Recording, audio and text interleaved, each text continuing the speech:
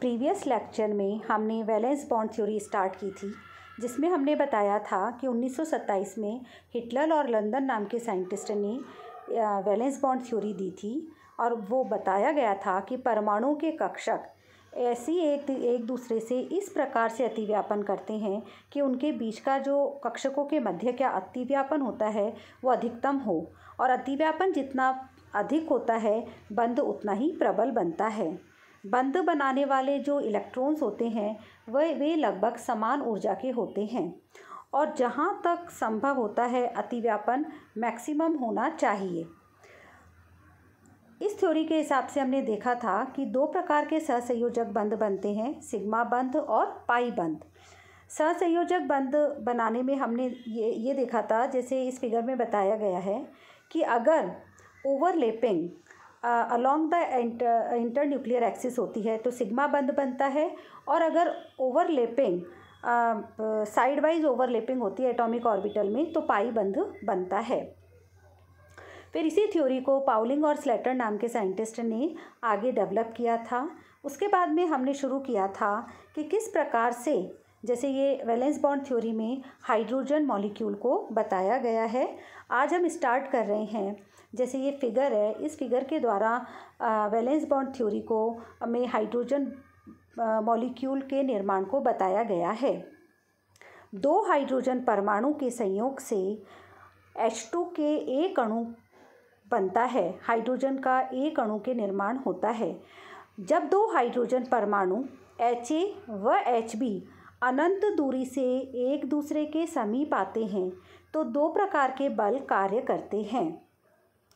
Ha का नाभिक व Hb का 1s इलेक्ट्रॉन, और जो दूसरा है वो Ha का 1s इलेक्ट्रॉन व Hb के नाभिक के बीच का आकर्षण बल। तो पहला आकर्षण बल क्या हुआ, वह था एक तो Ha का नाभिक और Hb का 1s इलेक्ट्रॉन, और Ha का इलेक्ट्रॉन 1s इलेक्ट्रॉन और Hb के नाभिक के बीच का आकर्षण बल। दूसरे प्रकार का जो बल है वो है Ha व Hb के इलेक्ट्रॉन के मध्य तथा Ha और Hb के नाभिकों के मध्य का प्रतिकर्षण बल। मतलब दो प्रकार के बल काम कर रहे हैं, आकर्षण बल और प्रतिकर्षण बल। तो H2 के निर्माण की प्रक्रिया में हाइड्रोजन परमाणु जैसे जैसे एक दूसरे के करीब आते हैं उनके मध्य दोनों कक्षकों के इलेक्ट्रॉन अभ्र का अतिव्यापन होने लगता है, मतलब उनके बीच में ओवरलैपिंग होने लगती है, और यह अतिव्यापन तब तक बढ़ता जाता है जब तक उनके मध्य एक ऐसी स्टेबल स्टेट, एक ऐसी स्थायी अवस्था न आ जाए जिसमें कि आकर्षण व प्रतिकर्षण बल एक दूसरे को संतुलित कर दें। नाभिकों के अक्ष पर इस प्रकार के अतिव्यापन से जो बंध बनता है वह सिग्मा बंध कहलाता है, और इससे बंधित दोनों जो एटम्स होते हैं वो परस्पर मजबूती से बंध जाते हैं। तो यहाँ हम देख रहे हैं कि दोनों के बीच में ऐसे अतिव्यापन के द्वारा एक सिग्मा बंध बन रहा है और हाइड्रोजन H2 अणु का निर्माण हो रहा है। अब जब ओवरलैपिंग हो जाती है और H2 मॉलिक्यूल का निर्माण हो जाता है, उसके बाद में यह कहना कठिन हो जाता है कि Ha का 1s इलेक्ट्रॉन कौन सा है या Hb के 1s का इलेक्ट्रॉन कौन सा है। दोनों इलेक्ट्रॉन दोनों नाभिकों के द्वारा इस प्रकार से आकर्षित हो जाते हैं कि हम इनको मतलब बता नहीं सकते कि कौन सा Ha का 1s इलेक्ट्रॉन है या कौन सा Hb का 1s इलेक्ट्रॉन है।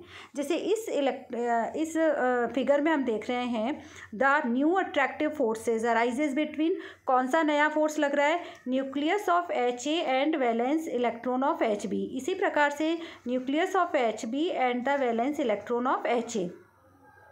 अब रिपल्सिव फोर्स कौन से हो गए, दोनों इलेक्ट्रॉन के मध्य लग रहा है प्रतिकर्षण बल, और दोनों के न्यूक्लियस के बीच में जो प्रतिकर्षण बल लग रहा है, the nucleus of Ha and Hb and the valence electron of Ha and Hb।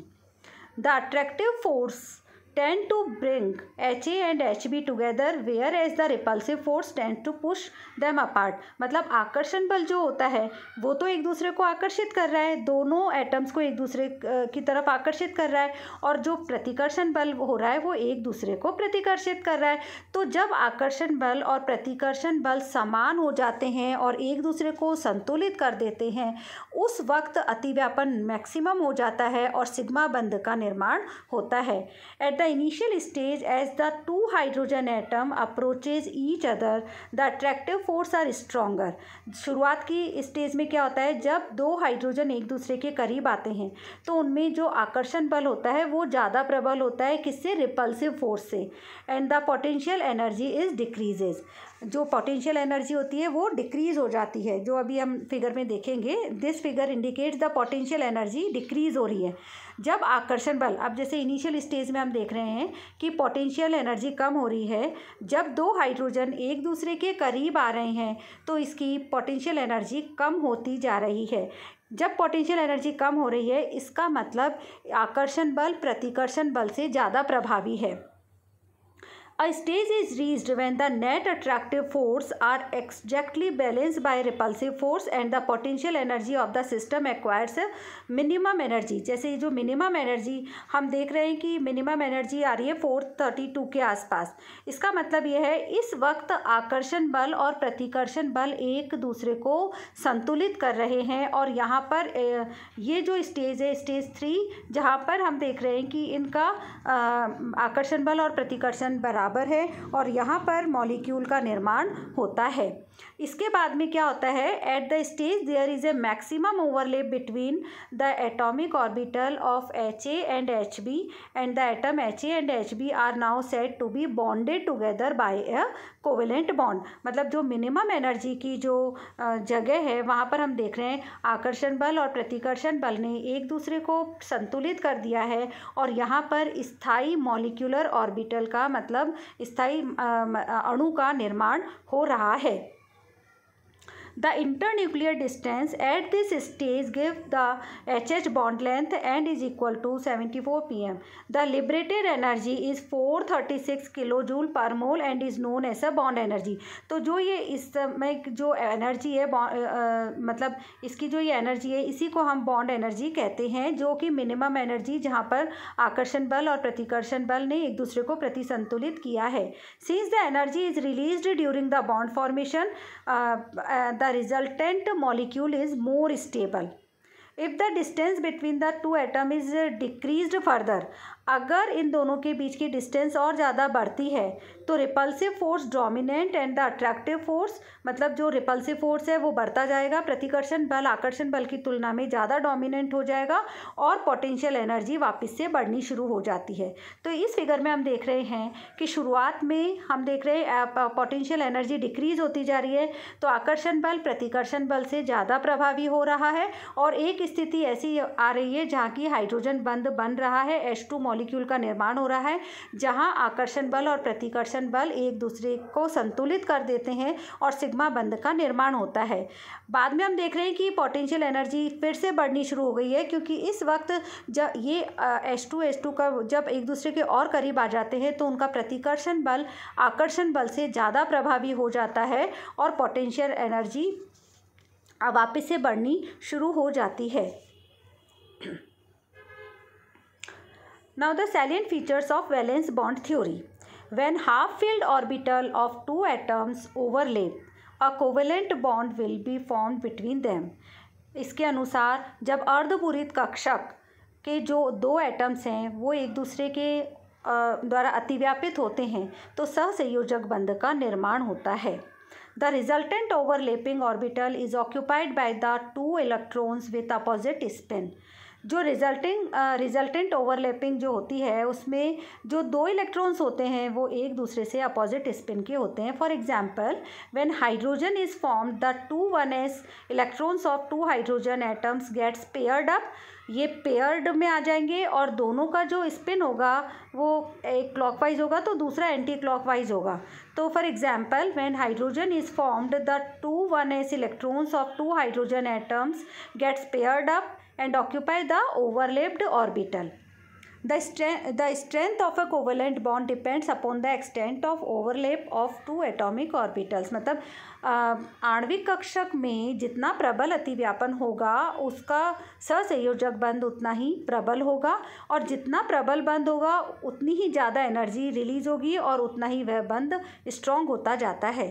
तो the strength of a covalent bond depends upon the extent of overlap of atomic orbitals.